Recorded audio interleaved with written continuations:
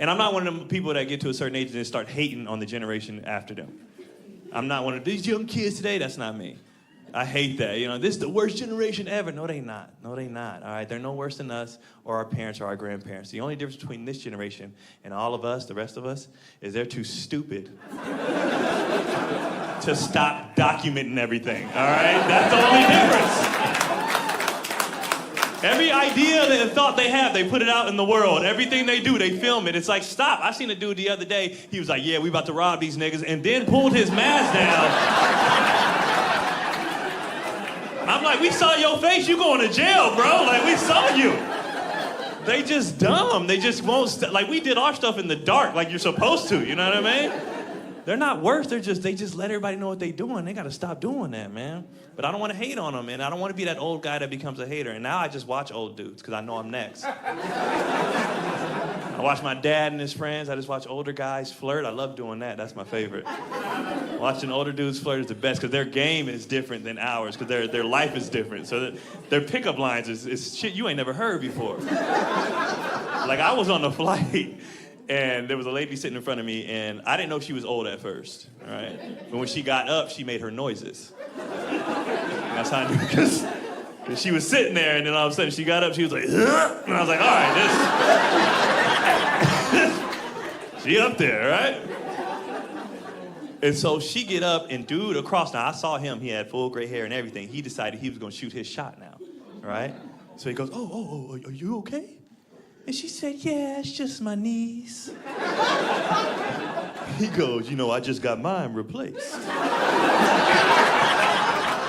And he takes out his phone and he starts showing her pictures of his knee replacement.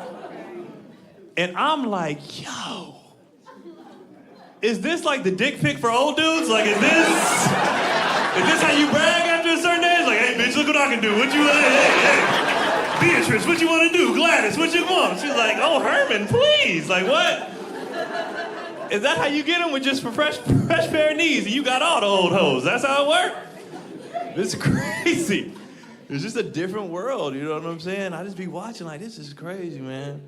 And then your parents start getting older, and that's when you realize how older you get too. And then you start reflecting a lot. You know what I mean? Like, I had two great parents. I had two hood parents, though. Mom and dad were both hood, right? But we grew up in the suburbs. But my parents was from South Central LA. But it's weird because they were two different types of hood, right? Like, my dad was the hood you can see. His is very visible, right? It could be completely quiet in this room, and you just hear somebody in the back like, I'll kill every nigga in here. Be like, all right. My dad is here, you know what I mean? Like, but my mom bougie. I'm talking about sit up straight, salad fork, knife fork, you know, turtlenecks in the middle of summer. Like, she just showing, like, my mom's a lady. So when I was a kid and my dad would be wilding out, we would go to our mom to calm him down, right? So I remember one time we was at one of our baseball games. I hear somebody say, you know, that kid in right field sucks, right? My dad don't play about his kids. So he was like, what'd you say? He was like, that kid sucks. And they were talking about my brother, not me. I was fucking amazing, right? But my brother, big trash, right? So he goes, you talking about my son? I'll kill everybody in here. Homie, what you want to do? I'll kill everybody in here. And I'm like, Dad, first of all, why does everybody have to die? Why can't you just kill him? He's the only one you have a problem with. You gotta air out the whole park? Why? There's families here. Why? And so whenever he would do that, we would go to our mom and be like, Mom, you gotta go get Dad. He tripping again. And my mom would be sitting there, and my mom would be like, well, sometimes niggas have to die. And I was like, what? You just okay with this? All right, bet. You know what I mean? But I had a great childhood, man. I can't remember like any traumatic experience or everything, and maybe it's just because kids don't look at stuff like you're supposed to, I guess. But my life was great. The only real issue I ever could think of was like I remember I was like 3 or 4 years old, and my mom and dad were having a domestic issue. When I say domestic issue, I don't mean he was hitting her or anything like that, right? But the furniture could get it. You feel me? And so he was banging on the door. He had left his key or something, I don't know, but she had locked him out of the house. So he banging on the door. It's me, my mom, my brother. We watching TV. She won't let him in the house. I said, Mom, Dad's at the door. She said, I know. I said, oh, you want me to open the door for him? She said, no, let him sit out there. Think about what he did. Right? And I'm a kid. I don't understand adult things. So I'm like, what could he have done so bad that my mom would lock him out the house?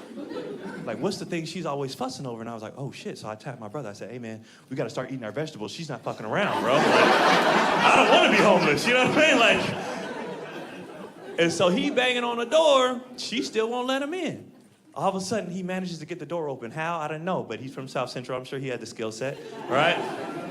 So he opened the door, but we had a chain on the door. So when he tried to open it, it stopped. And it kind of looked like The Shining, like, here's Johnny. You know what I mean? Like, I just saw that. So I eyeball, he talking to you. You ever see somebody try to cut somebody out with this much space? He's like, let me that goddamn door. You couldn't even. And so she won't even pay him no mind, though. She keep watching TV, right? All of a sudden, the door closed. Boom! It explodes open. I'm talking about chain flies off, the wood pieces everywhere, door off the hinges. He busted that whole door down, right? Now, you would think as a kid, that would traumatize you, right? Not at all. We lived on the base at the time, so the MPs came and they wanted to talk to me, and they was like, hey, we need to talk to you for a second. I said, what's up? They was like, we just need to ask you some questions. Do you feel safe with your father? And I was like, yeah. They was like, has he ever harmed you or your mother or your brother? I was like, no. They was like, you don't have no concerns or safety issues? I was like, no. In fact, I've never felt better. They was like, you sure? I was like, yeah, bro, look at the door. Like, nigga, we live with the Incredible Hulk. Like, I've never been so excited. I thought my dad was the strongest person on earth. You understand me? I went to school the next day happy as hell. Like, my dad could beat up your dad. You know what I mean? I was pumped. I was talking big shit. My dad's stronger than everybody. They was like, yeah, right. I'm like, come by the house and prove it. And they was like, we went by that house. There was no door. I'm like, exactly. You know what I mean? Like, I thought I was hyped. And when you a kid and you happy about stuff, what you want to do? You want to tell everybody. So we go to the barbershop the next day, right? And I'm like, all right, here's my chance to brag on my dad. You know, so, and for those who I'm looking around the room, you know, if you've never been to a black barbershop, and a couple of you haven't, clearly, right? But if you've ever been to a black barbershop, you know haircuts in a black barbershop take 3 to 5 business days. Right? Because they be in there just talking, just running their mouth, arguing over sports, venting about their women, because that's their safe space, all that stuff, right? So they all venting on women. They tap on my dad. It's his turn to clock in. Right? And they're like, keep right, you know what I'm talking about. He was like, man, these women, how you doing some crazy stuff. I was like, yeah, Dad, tell him about the door. He was like, hey, we don't talk about that, bro. We don't talk about that outside. Matter of fact, if you be quiet, I'll take you to Toys R Us later. And I was like, oh, okay. So I didn't say nothing else. I was quiet. We leave. It's nighttime, obviously, because, again, black barbershop, all right? So we get to Toys R Us, right? We walk up to the door. It don't open. He look at the hours. He's like, oh, man, it's closed, guys. We got to come back. I was like, we do?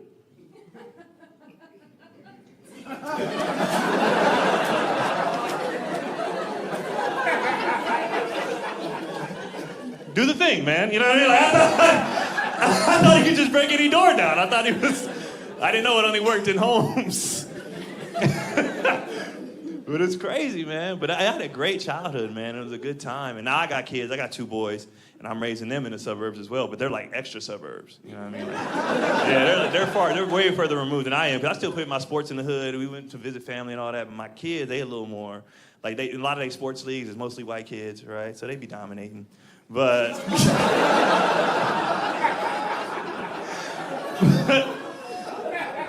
but I hate where we live because of society. We live in such a PC society now. I get asked stupid questions because nobody wants to be offensive.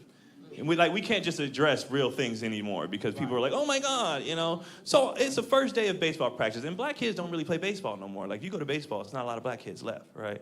And so he's the only black kid on his team. I'm filling out the paperwork for the insurance and all that stuff. The team mom walks up to me. She goes, oh, are you one of the dads? I said, yeah. She goes, oh, okay. Which little fella is yours? I'm like, take a wild guess. You see the one running faster than everybody else? Like, that one's mine. That one's mine. But I wanted to lie because it was a stupid question. I wanted to be like Connor in right field. That's my guy out there. Right? But I didn't want her to be like, Connor's my son, and why do you know these little boys' names? Now I gotta get the fuck out of there before I end up on the registry, you know what I'm saying? For a living, though, I do like traveling, you know. But when I travel, I want the place to be what I thought it was gonna be when I get there. You know what I mean? Like, when people come to LA, they expect you get off the plane and somebody's like, what's up, cuh? Like, that's what you wanna see. You know what I mean? And I want to see that when I go places. So recently I was going to Alabama. I ain't never been, right? And I expected a certain thing when I get to Alabama, right? I was really pumped because I was like, yo, I'm about to meet some real white people. You know what I mean? Like some real internet comment white people, you feel me? Like, not regular white, like, you know how internet just get racist for no reason? It's a Skittles commercial. Shut up, nigger. Wait a minute, this is a Skittles. Why? What happened? So I was real excited, you know what I mean? And so I get there and I'm meeting all these people and they was being regular. And I was like, no, this is not what I signed up for. This is not what I came here for. I wanted my white people one or two types of ways. I wanted them super nice, over the top Southern hospitality, just sweethearts, or extra racist. That's what I wanted. I wanted to walk into a restaurant, she's like, hi there, sugar dumpling. I'm like, me? She's like, you get in here. Is this your first time here, baby? I'm like, yes, it is, thank you. Oh my God, now I'm doing it too. She's like, come on, have a seat. Is this your first time? I'm like, yeah. She's like, what's your name? I'm like, Keon. What's yours? She's like, Emma Jean. I'm like, and you got a double first name? That's Southern as shit. That's what I'm talking about. It's like, Emma Jean, I ain't gonna lie, I'm getting kind of horny right now, man. I'm liking this. I'm about to kiss you right in the mouth. You ready for this? And right when I said that, I wanted somebody to stand up and be like, we don't really like that around here, but I appreciate it. I'll be out back.